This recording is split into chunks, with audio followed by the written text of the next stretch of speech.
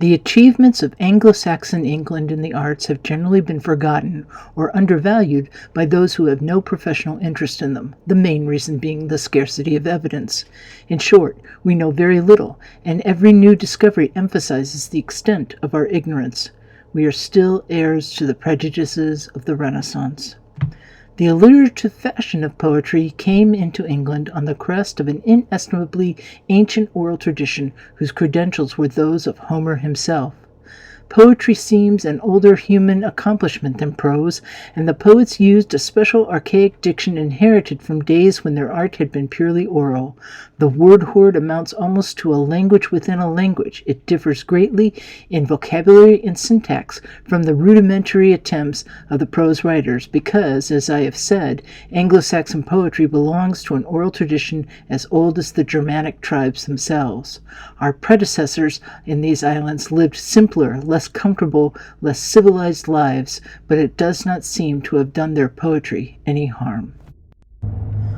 All that we have of Old English literature can be found in 4 books of miscellaneous works. The Exeter Book, the Bodleian Library manuscript, the Versailles Cathedral manuscript, and the Cotton manuscript.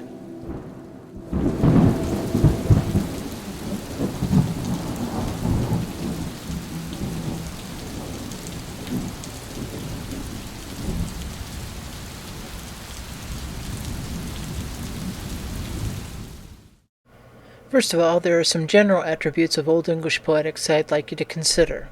Synodoche, metonymy, kenning, litotes, other figurative language, apposition, variation, and meter. Now, these are all aspects of Old English poetics that you will come through in the translations that you're reading, so you should be able to spot them. Synodoche, part of something that is substituted for the whole, like 9/11 means the event that happened on 9/11/2001 in New York, or a blonde, a individual with blonde hair who is considered not too bright, or keel, which is a part of a ship, but you say a keel to refer to the ship as a whole. In the translation from Old English it comes through. Hands, workers, all hands on deck. John Hancock, your signature. Iron, your sword. I'm going to raise my iron against you. I'm raising my sword against you. That comes through in the Old English. It comes through into the contemporary translation from the Old English in the works we're reading, especially Beowulf. So watch out for that. Watch out for other types of metonymy in the works as well. These kinds of poetics come through in the translations. Kennings come through greatly, and they're fun.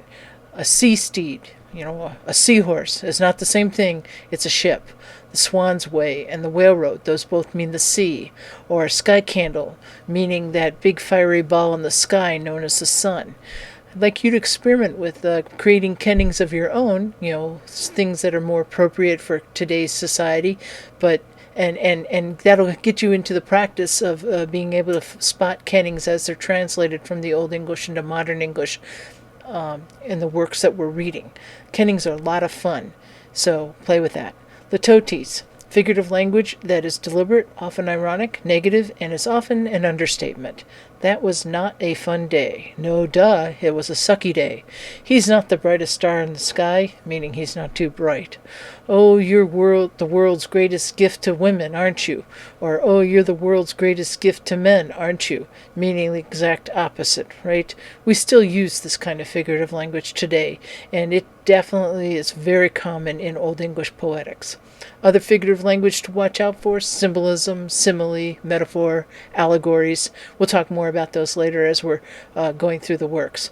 Apposition, the juxtaposition of one thing with another, such as one noun with another, almost a kenning but not quite, or the repetition of a sentence or phrase element side by side. Students, lovers of learning, right? Or my basset hound, which you see at the beginning of the film, the canine torpedo. She was very fast. So those one becomes an opposition for the other. So look for appositions in the works. Variation, the repetition of different words, phrases, or clauses. There, he, dom, verleas, elaid, merthom. There he lost glory, the reputation for valor. Glory and the reputation for valor mean the same thing as each other. So you're repeating. It's a repetition, but it's a variation. One sounds different from the other, right? Glory has other connotations, just as that phrase does, has connotations of its own. Anglo-Saxon verse, we'll go into this more with the specific works, but for now, this is it in a nutshell. 4 stress lines, a medial caesura, meaning a break between 2 stresses, and then you've got another 2 stresses. And you won't see this written out in Old English, but it comes through in the translations. And you'll see at least one syllable in the first half of the line that is alliterative, meaning it's got the same starting consonant with at least another syllable in the second half of the line. Watch for that. The translations of some of these works that you're reading do a nice job of that. Moral of this lesson? Well, it's not really a moral. It's more of a point.